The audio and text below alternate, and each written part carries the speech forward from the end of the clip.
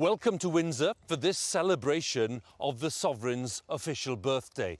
And given the extreme circumstances of recent months, it was an event that few believed would happen. It wasn't the grand parade that we're used to seeing every year, very much a smaller scale event, a personal tribute by the soldiers of the Household Division.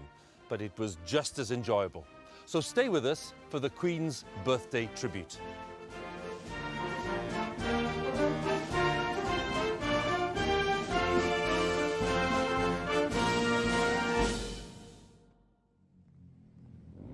It is a beautiful day in Windsor, and what we have today, in essence, is a rather elaborate version of a familiar event at the castle here, the changing of the guard, carefully adapted this year to provide a birthday tribute for Her Majesty the Queen. As the current Windsor Castle Guard, the 1st Battalion Welsh Guards are leading today's ceremony. They're engaged right now in the final preparations, final few minutes. It's been a very different event to the one that they had been expecting to lead today, on Horse Guards in London for the full-scale parade, but the crisis caused by the pandemic made that impossible. So the Queen agreed to a more modest event with some lovely music, of course, as usual here at Windsor. Now, it's been a very busy 3 months for the armed forces, including the Welsh Guards, who've stepped in to help the efforts to contain the pandemic. So they've had just a few weeks to prepare for today. And the event, of course, is even more challenging because of the demands of social distancing. We can see the distancing in evidence here with the bands, and those rules apply to all of us here today. Now, very soon the Guards and the band will all march towards that magnificent round tower and into the quadrangle beyond. Magnificent sight, bathed in sunshine today, to pay their birthday tribute to the Queen. So we're looking forward, as usual, to some impressive drill, to some rousing marches, and some great Welsh tunes in the mix. I have 2 experts with me to shed more light on what's going on, to add their thoughts on today's event. Colonel Hugh Boddington, who served with the Welsh Guards from 1981, retired from the Army after 35 years service as Chief of Staff, London District, so he knows the Household Division inside out. And I'm also delighted to welcome once again the distinguished royal commentator, author and Daily Mail writer, Robert Hardman. Gentlemen, it's good to have you with us. A warm welcome. And Hugh, different circumstances today, but the same high standards. Yes, Hugh, thank you. Same high standards required. We're looking forward to every little bit of this, the whole event. Seeing Her Majesty in her 94th year, the timeless setting, listening to the Welsh music, the Foot Guards drill on this 200th anniversary of such an annual national event. And Robert, I suppose it's worth saying that it's remarkable that this is happening at all. Indeed, Hugh. Until some days ago, I don't think we even expected this event, but it's been such a time of upheaval. I think so many people will find it reassuring today to see Windsor looking so spectacular, and let's not forget to see the Queen in action, fulfilling an engagement live, as it were, for the first time really since March the 9th. Well, it's nearly 3 months since that lockdown was announced, and the national crisis has forced changes in so many areas of life. And for the Guards here today, it meant being on the front line in a different way, facing a deadly new enemy. Stand! Easy! We found out that the battalion was going to be trooping the colour some time ago. To be able to command a parade is a huge privilege. My father was in the Welsh Guards back in the 80s and 90s. I went when I was about 5 years old to go watch my first troop. Ever since then, it's always something that I've wanted to do. When it was announced that I was going to be ensign, it was a very proud moment.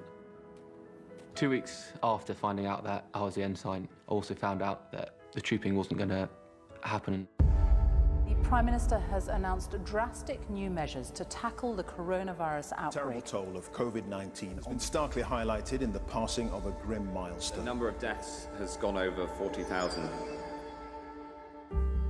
I got told that we were going to be taken off public duties and then set up to help the national fight against the COVID virus. Small team went to support testers at Chessington. We were trained and tested and then became testers ourselves. So initially we tested members of the NHS and then the government opened it up then to the wider public. Upwards of 1,000 people a day coming through. Dealing with this current situation has hit every strata of society. This was something that was affecting all of us, all of our families. It had an impact across the board. My wife is in the NHS. She's a practice manager in Aldershot Med Centre. It is a worry, pretty stressful time for her. Things changing second by second. But to be shoulder to shoulder and working with the NHS staff and other civilian organisations has been a really good experience for the men and women. I've known for about 3 weeks now that we might be able to do a parade of some sorts. We've had 2 weeks to prepare. Normally, you'd start troop training months in advance. This parade is very different to what we'd normally do. It's conducted on grass, and most uniquely of all, it is socially distanced. That is the hardest thing we've had to get across to the guys. Covered off now. They're used to being an arm's distance away from each other. So as you can imagine, sort of almost double or treble the distance has been difficult. And the way we've done that is by use of a pace stick. Initially, it was a bit weird having to keep 3 paces between everyone. But now we've been doing it for the last 2 weeks. It's become normal. Present! Arms! It's every young Guards officer's dream to troop their regimental colour in front of the Queen. Normally, I would receive it from the Regimental Sergeant Major and then do a flourish in front of Her Majesty. I now carry on the colour myself and slow march it through without doing a flourish. It's one less thing to muck up. Commanding a battalion is a huge privilege, and I would be incredibly proud on the day to be standing in front of Welsh Guardsmen and recognise everything that the Army and wider services have done in support of the national fight against COVID-19. Just an insight into the activity of the past few months there, and a point we make every year as we look ahead to the parade is that the ceremonial skills of the very smart troops of the Household Division that we can see here today in Windsor, that shouldn't blind us to the fact that these are very much fighting soldiers and their regimental records tell their own story. And Hugh, we often talk about this dual role, the ceremonial and the operational, but we're also talking today about the skills that men and women have put in to different spheres of activity. Yes, the dual role is our identity, it's our raison d'etre. We are well known for both, and both contain, as we can see, many different possibilities. For COVID-19, the Welsh Guards have had to adapt by reorganising, retraining, equipping, in order to reinforce nationwide. Under the Joint Military Command London, they have prepared for these eventualities and are able to react 24/7. And both roles, as you can see, complement each other. Some of the final inspections taking place, making sure that everything is absolutely perfect, extremely high standards for all the Foot Guards regiments, as we know, Welsh Guards not being an exception. And for the man leading the Welsh Guards today, getting this event ready in record time, a major challenge for Lieutenant Colonel Henry Llewellyn Usher, the field officer in brigade waiting. He's been talking to my colleague Sonali Shah. Lieutenant Colonel, we've seen the Welsh Guards assisting the NHS and others in the national effort. Has there been an extra sense of pride because it's all been happening on home soil? Yeah, a huge amount of pride to be able to play our part in the support to the NHS and indeed some of the other agencies out there in the fight against the virus. So, particularly important for us to be able to help in London and support wherever we can. You haven't had long to get ready for today's event, and in that short time you've had to learn a new way of doing things as well as adhering to social distancing rules. Will there be different nerves this time? Well, I think we train to train the nerves out. We've trained pretty hard for the last 3 weeks, but undoubtedly there'll be a few out there who are, the occasion adds a little bit to it. So there'll be some out there who have got a few nerves, but I have every confidence that the professionalism of the boys and girl on parade will be spot on. What will today mean for the Guards themselves? Well, it means an awful lot to all of us. The honour and the privilege to be able to troop our colour and to be able to mark Her Majesty's official birthday is fantastic. To be able to do it in our hometown is very special. Where the battalion is based is a particularly special moment for all of us. I'm curious, what will be going through your mind as you're standing on the quadrangle waiting for Her Majesty to arrive? I think I'll be like everyone else, focusing on what I've got to do next, remembering the words of command, and waiting for Her Majesty to come out, and just savouring that moment, and also the real privilege to be able to represent our battalion, our regiment, but also the wider Household Division, and all of us who'll be on parade will be focused on giving the best we can. Lieutenant Colonel, all the best for today. Thank you very much. Field officer talking to Sonali. And as we get ready for the event, 1st Battalion Welsh Guards are engaging in the arms drill. This is something we haven't seen before on the day of a birthday parade. So Hugh, just tell us briefly what's going on here. Yes, they're just preparing for the arms drill now. This is a warm-up of mind and body. It's time for everybody to switch on 100% for final rehearsal and synchronisation. And it represents the culmination of all those preparations that we've just heard about for this recently formed and diverse team. Now, if we keep a very sharp focused eye on these ranks, we will spot Guardsman Rhian Morgan from Newport. Now, Rhian is one of only 2 female guardsmen in the Foot Guards regiments, and she joined the Welsh Guards this year. She's been involved with the coronavirus testing facilities at Chessington, and we were chatting to Rhian just earlier this week about this role, and she was very modest and really being incredibly humble about the role. But the point is, Hugh, she does represent a very important development for the Guards regiments. Yes, Hugh, I think first to say that this is a big moment for everybody on parade. And Guardsman Morgan joins a long line of guardsmen from Newport and South Wales in making the grade and joining the Welsh Guards. She told me that she wants no special attention and that she wanted to join earlier than she has. And it's like serving with a band of brothers. But yes, her blood and regimental family are right behind her in this, her first big event. Well, we wish her well. We wish them all well, of course, everyone taking part today in this parade, because it's a special event. It's a bit of a one-off event because of the circumstances of this year. And Robert, it's a remarkable thing to reflect that the last time there was any kind of birthday tribute involving the armed forces here at Windsor was, believe it or not, back in 1895 in the closing decade of Queen Victoria's reign. That's right, Hugh. It was the birthday parade for Queen Victoria.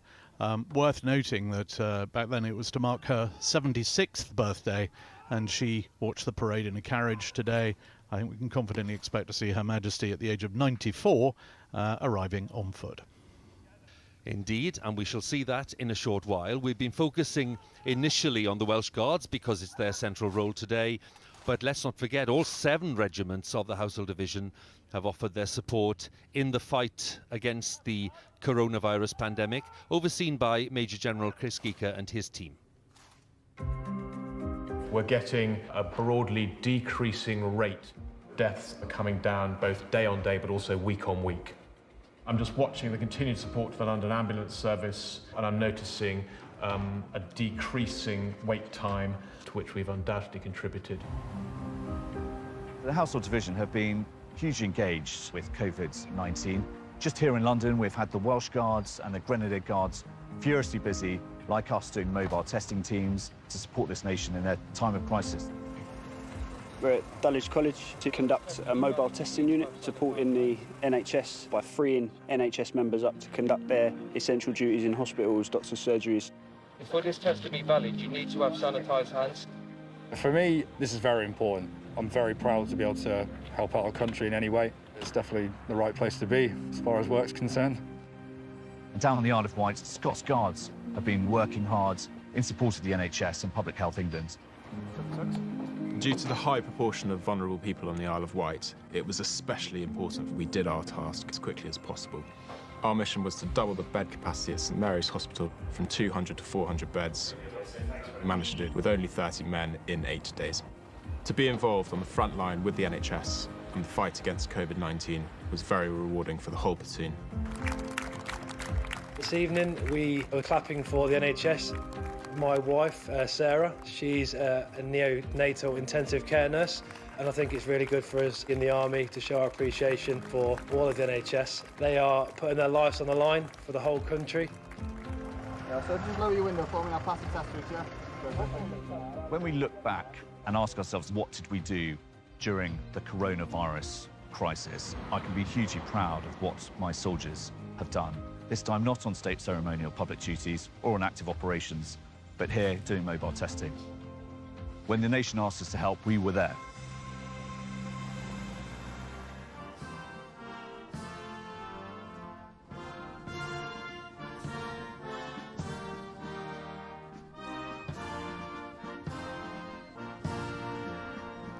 Very familiar tune, God Bless the Prince of Wales, and what makes the parade, of course, for so many observers is the quality of the music, an indispensable part of the Queen's official birthday celebration. And we have musicians today drawn from all the Foot Guards regiments of the Household Division. Now, the man in charge is Lieutenant Colonel Simon Hoare, Commanding Officer of the Household Division Bands. And he stepped into the role last year. He's a notable composer in his own right. Last month playing a prominent part in the VE Day commemorations, and a remarkable job to get all the musicians together for this event. He's been talking to Sonali. Lieutenant Colonel, when you took on this role, this wouldn't have been the event you were expecting. How have preparations been going? Well, it's been pretty good actually. Musicians have been on lockdown as well as doing other duties related to COVID-19. But they all practice. They've got their instruments at home, so they're all busy beavering away and keeping up their instrumental performance. So as we've come together for these rehearsals for today's ceremony, I think the preparations have gone quite well. Like all of us, all the musicians will have to be 2 meters apart. What challenges has that created? Enormous challenges actually, but we've done a lot of rehearsal on that. One of the particular difficulties is as the band counter-marches back through itself, normally the musicians are shoulder to shoulder. Of course, we've got to maintain social distancing at all time, and we are doing that. And to help that, we're feathering the band as we come into the counter-march. So the front of the band expands to twice its width, so as musicians counter-march back through the ranks, we still maintain some 2.5 meters distance between each player. Under normal circumstances, the Queen's official birthday is marked at Horse Guards Parade, but today you'll all be on the quadrangle. What difference will that make acoustically? Well, I think the acoustic there is a little bittersweet. For a start, we're on grass, which soaks up the sound and kind of doesn't help us. But the sound travels and just cascades off those beautiful castle walls and resonates around the whole of Windsor Castle. So I think on balance, it's a pretty good acoustic, and the musicians will really enjoy performing there today. Lieutenant Colonel, thank you. We look forward to hearing and seeing your musicians today. So the Major of the parade, Major James Aldridge, whose great-grandfather was one of the first officers commissioned into the newly raised Welsh Guards in 1915. And today's adjutant, Captain Ed Clark, it's his last working day in the Army, by the way. Taking over his role will be his brother, Captain Will Clark, and their younger brother Cameron's due to join the regiment in August. So the Major and the Adjutant, and they'll be followed by the Commanding Officer, Lieutenant Colonel Henry Llewellyn Usher, today's Field Officer in Brigade Waiting. And he took command of the regiment in March of last year.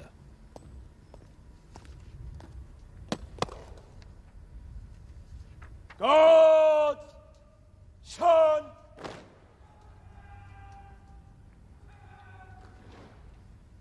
Love, Arms.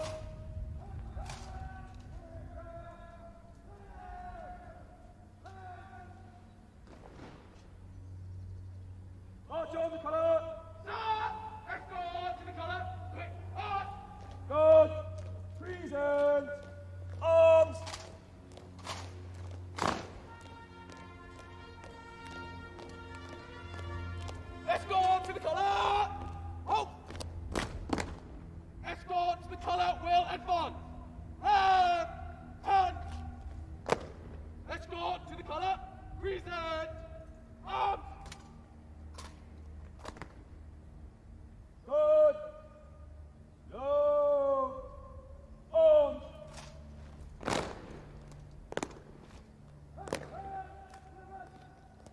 So it's the turn of the colour party to take their positions. Usually the colour would be carried by a colour sergeant and passed to the ensign by the regimental sergeant major, but in order to maintain social distancing in today's event, the ensign today will carry the colour for the entire ceremony, and he is Second Lieutenant Billy Richardson.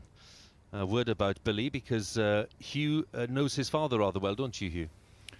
Yes, Ollie and I joined the army together in 1981. Ollie was a well-loved leader of the Little Iron Men in No. 3 Company. We both deployed to Kenya for training, and we were placed on standby for operations anywhere in the world, relying on the unexpected to happen, which of course they duly did. So we sailed south to the Falkland Islands in May, and we were both on the Sir Galahad when it was struck, sadly on the 8th of June. Mercifully, Ollie is a survivor and went on to marry Mary Ann, a wonderful wife and mother, and so we have Billy on parade here today, who ironically deployed to the Falkland Islands recently to continue his father's work in deterring aggression.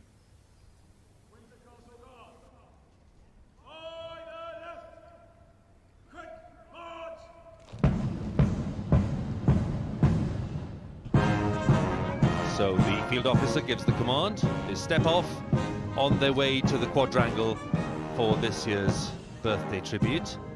March is Piccadilly, composed by Major Leslie Statham. Served with the Welsh Guards, a prolific composer in his day. His marches are still very familiar today. So let's enjoy some of the music, shall we? Because it's one of the great highlights.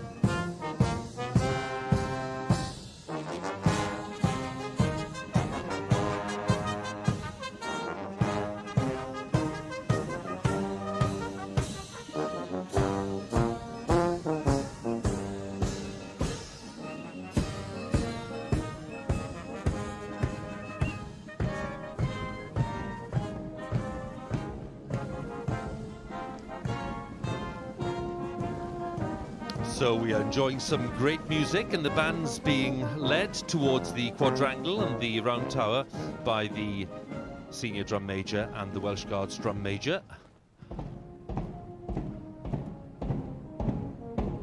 Welsh Guards on parade today have been selected from all 3 companies of the 1st Battalion, which is quite unusual. The troops of the Household Division have been continuing to guard the royal palaces throughout the lockdown, although the ceremonial guard changes have been cancelled. And it's a good moment, Hugh, to ask you about Windsor, because you have a very vivid memory of being here on duty. Well, yes, Hugh, like many other young Household Division officers, I did my first guard duty here within a week of leaving training at Sandhurst. It's a lovely command, working with the Royal Household and the police. It's a great preparation for the bigger stage in London. And if you're really lucky when you're on guard, you may well be invited up for dinner with Her Majesty. Robert, it's worth us asking as well, because many viewers will be wondering, with all the residences that the Queen tends to share the year among, Windsor was the natural choice for this lockdown period. It was, Hugh. The crisis began really just as the Queen was preparing to head here for Easter Court anyway, and she's now been here. It's probably her longest spell, continuous spell at Windsor Castle throughout her life, but this is very much home. There we see the estate, the Windsor Great Park. I mean, this is a place she was here as a girl during the war. This is where she made her very first broadcast, famously in 1940. This is a place where she went to school. Most of her school lessons were conducted here, so it's home, and it's why today the sight of the Welsh Guards coming here onto the quadrangle for her, it will just be a great moment. well, more than aware of the fact that the Queen is keeping a sharp eye on events is the Major General, Chris Geeker. And among his party are Colonel Crispin Lockhart, who represents both the Lifeguards and Blues and Royals of the Household Cavalry, Major Victoria Flood, commanding officer for the King's Troop Royal Horse Artillery. Also present are the Brigade Major, Lieutenant Colonel Guy Stone, and the Garrison Sergeant Major, Andrew Stokes, who always plays a leading role, of course, in organising these events. And Hugh, as we mentioned, the Brigade Major and the Garrison Sergeant Major, they are the key axis, aren't they? Oh yes, they lead the design team on behalf of the Major General. They're the masters of the detail, and they have to brief all the participants on all the detail. Guy Stone, his two potential officer sons potentially watching on, he's got a potentially taxing task of obtaining pinpoint accurate weather forecast to recommend a go or no-go decision for this parade, as I found when I was in the job. Vern Stokes, he's the 4th Garrison Sergeant Major that I've seen, and as his regimental motto goes, he's second to none, and I find him the least frightening of the 4.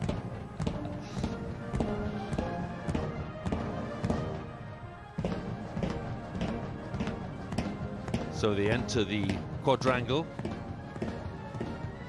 Great Royal Standard, the Birthday Standard flying above the keep, the Round Tower, the statue of King Charles II overlooking the quadrangle here as the mass band appears. The Welsh Guards arrive. There we have the great sight of Windsor Great Park extending way beyond the castle.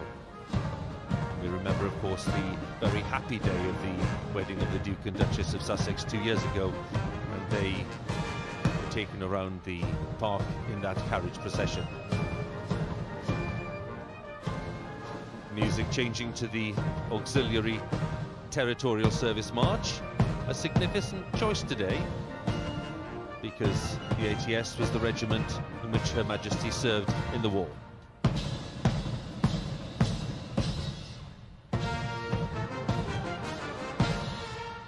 Tune starts, a tune that Her Majesty will know very well, having joined the ATS in 1945, becoming the first female member of the royal family to join the armed services as a full-time active member.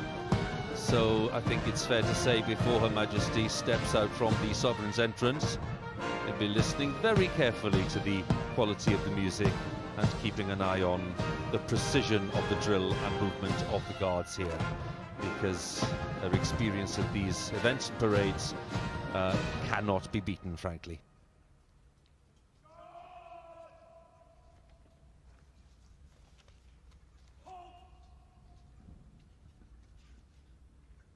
Windsor Castle Guard will advance. Right! Turn!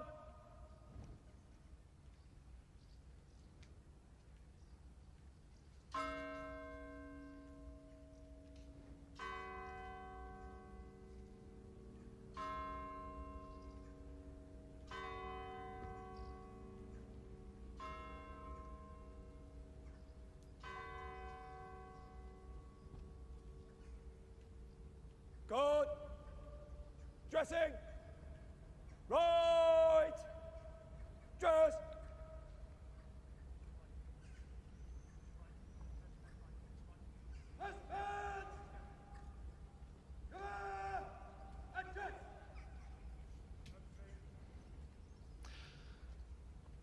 So not long before Her Majesty the Queen appears and will take her place on the saluting base. But also in residence here, as I mentioned, is the Duke of Edinburgh, who just a few days ago celebrated his 99th birthday. And the palace published this rather wonderful image of the couple, the Queen and the Duke of Edinburgh. And Robert, I think it's a fair bet that the Duke himself will, having retired from public duties a few years ago and having reached the grand age of 99, will be looking out from probably one of these windows just to see that everything's in tip-top condition. Yeah, I think you're absolutely right, Hugh. As a colonel of both, former colonel of both the Welsh Guards and the Grenadiers, the Duke knows this, knows the parade routine better than almost anyone, with the possible exception of the Queen. For him, this is just as much home. He is actually, although he's retired from public life, as you said, one thing he hasn't retired from, he's still the ranger of the Great Park. We see the Great Park there beyond the castle walls. He keeps an incredibly close eye on everything that happens hereabouts. Don't forget, when Windsor had its terrible fire in 1992, it was the Duke who led the restoration work. Everything about this place bears his imprint, so he will be keeping a very close eye on everything today.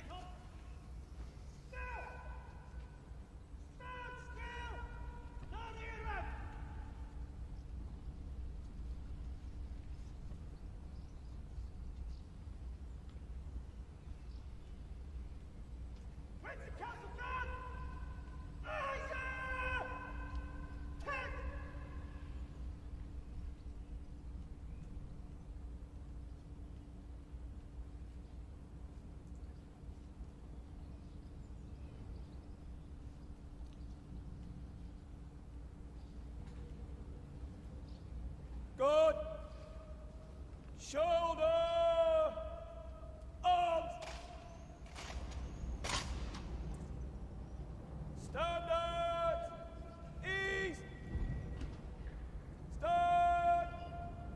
Easy.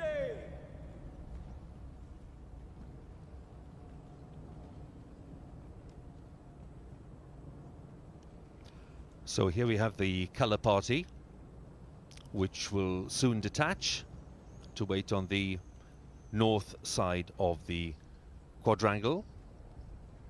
Two sentries with the ensign are Sergeant Rhys Brown, recently returned from Belize, and Sergeant Rhys Rutledge, who joined the regiment a decade ago.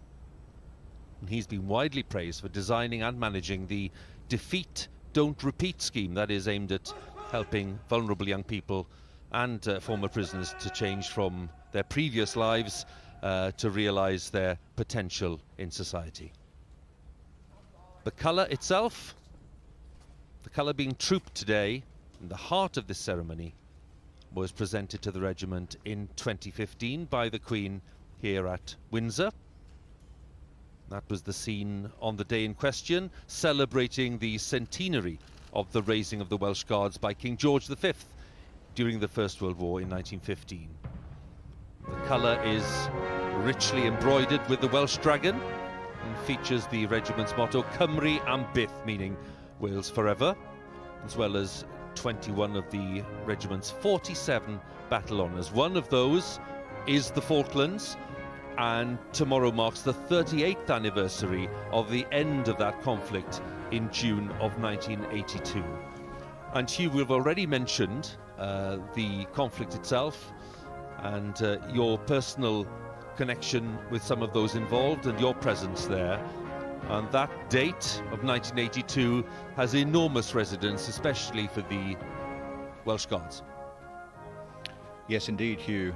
That colour is a torch that sheds light on many of our past conflicts. And lest we forget, it is the 80th anniversary of the defence in Arras, Dunkirk and Boulogne, when the Welsh Guards were the only formed unit in Arras.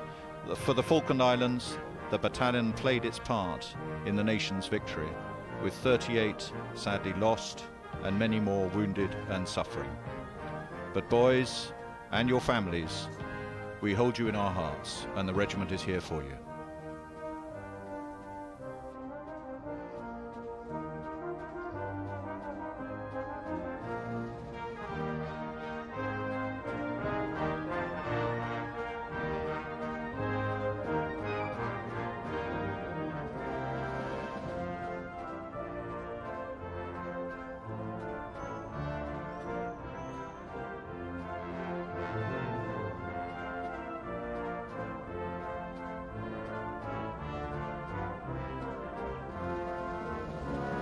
There's the officer in overall charge of these troops, indeed all the troops of the Household Division, also known as the General Officer Commanding London District, and that is Major General Chris Geeker, who took up his post last November. He's been speaking to Sonali. Major General, this is your first ceremonial occasion since taking over command of the Household Division. I know you're trained to expect the unexpected, but have the past few months been particularly unforeseen for you? Well, I don't think any of us could have expected the summer that is rolling out in front of us. But I think for us, it underlines the fact that we are both operational soldiers. We conduct operations wherever we're required to do so, in this case in the United Kingdom, but we're also high-class ceremonial soldiers, and that is what we're going to see a bit of this morning. Why is it so important for the Household Division to mark the Queen's official birthday this year in particular? Well, I think part of it is a tribute to the Queen for her guidance to the nation during this very difficult time. But also, Trooping the Colours are well established and much loved part of the ceremonial summer, and so custom is important. And even though it's much reduced, we're very proud to be doing it this morning. You're in charge of overseeing the planning of today's event, and you've had to adhere to social distancing guidelines as well as remember those historical protocols. So I think for us, we're very mindful of the circumstances, and we must provide a parade which is appropriate to the national situation. As you say, it must be socially distanced, but then it's got to knit in some of the well-established traditions of trooping the colour. And so doing that has been a great challenge, but we've enjoyed doing it. We've seen the Guardsmen being part of the national effort, assisting the NHS on the front line. How has that been, being on home soil? So I think everybody has been hugely proud to be a part of what has been an amazing national effort.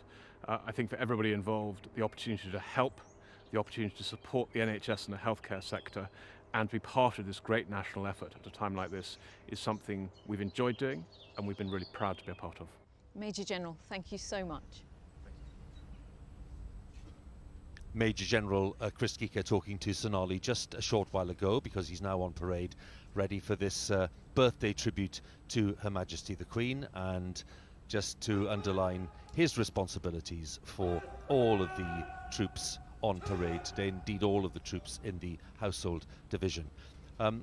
It's interesting, Robert, isn't it, that we've been talking about the armed forces role in recent months, stepping in to help the health service and other public bodies during this pandemic, and of course the fact that the lockdown has changed the lives of millions of people. We're also talking, of course, about the royal family, because the kind of work that they would be undertaking has of course been completely transformed and in so many areas cancelled. Absolutely, Hugh. I think perhaps what indicates it more than anything is if you look at the court circular, the official account of royal engagements, every single one now is by video link, by telephone. The Queen in April held the first ever meeting of the Privy Council by video link. She's been communicating with ambassadors, with prime ministers of other realms. All the members of the royal family have been doing this, and they've adapted very quickly. The Prince of Wales has done an extraordinary number of broadcasts now on everything from broadcaster to cheesemakers, to the Samaritans, to the Commonwealth, and as one commentator put it, he's become a sort of king of Instagram. As one of his team said the other day, he's been in front of the camera almost as often as Hugh Edwards of late. I think we'd better steady on there, Robert, don't you? The interest for me was the fact that the Queen, of course, has undertaken not one but two televised addresses. One was to do with VE Day, the other was to do with a real message to all the people of the UK during this pandemic crisis. Yes, the first broadcast, her coronavirus broadcast, as many people call it, came at an absolutely crucial moment. The nation needed some reassurance in that particularly dark period, and we had those remarkable words from the Queen, culminating, of course, in her message that we will meet again. And then on VE Day, her message again was, never give up, never despair. And I think, as ever in times of crisis, as we saw, as previous generations will remember during the war, in times of crisis, we do turn to our monarchy, and that's exactly what we're seeing here again today. Very soon the band will strike up with one of the best tunes of all time. It is the Welsh Guards' slow march Men of Harlech, which dates from the 18th century, said to have been inspired by the 7-year siege of Harlech Castle during the Wars of the Roses in the 15th century. Let's just enjoy it, shall we, in all its majesty.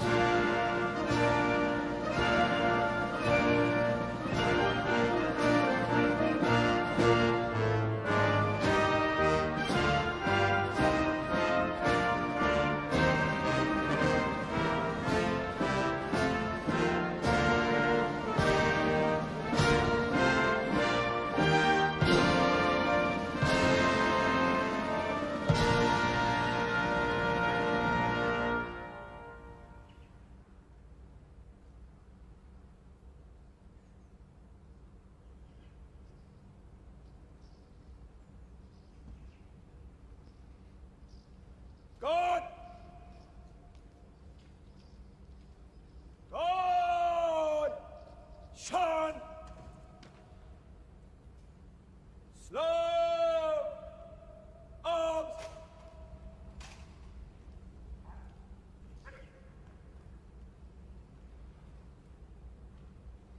So in the 68th year of her reign, a rare first for Her Majesty, the longest reigning monarch in British history. She'll mark her official birthday not on Horse Guards Parade and at Buckingham Palace, but here at Windsor Castle. The Queen, escorted by Lieutenant Colonel Mike Vernon, the Controller of the Lord Chamberlain's office, Vice Admiral Tony Johnson-Burt, Master of the Household, and she will also be accompanied by her Equerry Major Nana Kofi Chumasi Ankra. So the ceremony will begin at 11 o'clock. The field officer will order the royal salute. Present! Arms!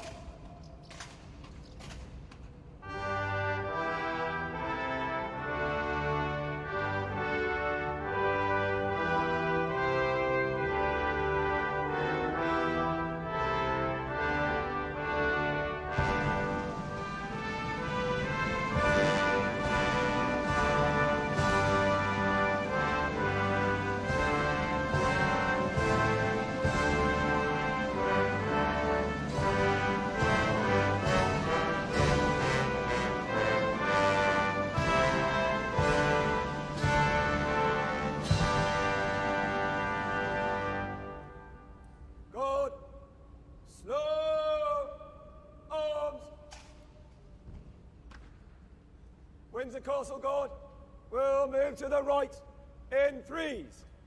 Right, turn.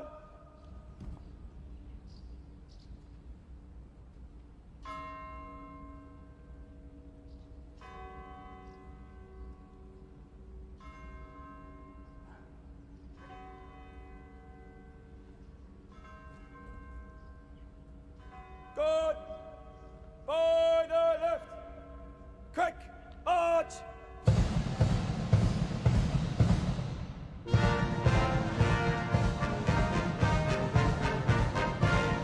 Guard making their way to the south side of the quadrangle to the tune of the Rising of the Lark, making the way for the band to perform the majestic march Les Huguenots. In just a moment, it is one of the most popular military marches.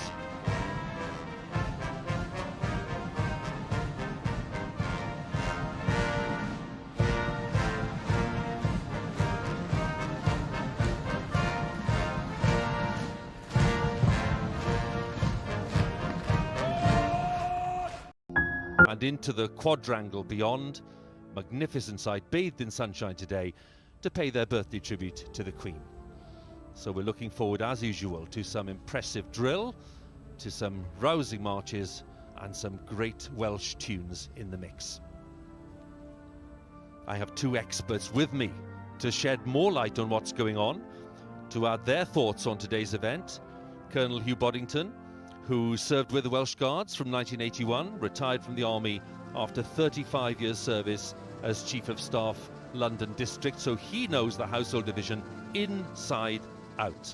And I'm also delighted to welcome once again the distinguished royal commentator, author and Daily Mail writer, Robert Hardman. Gentlemen, it's good to have you with us. A warm welcome. And Hugh, different circumstances today, but the same high standards. Yes, Hugh, thank you. Same high standards required. We're looking forward to every little bit of this.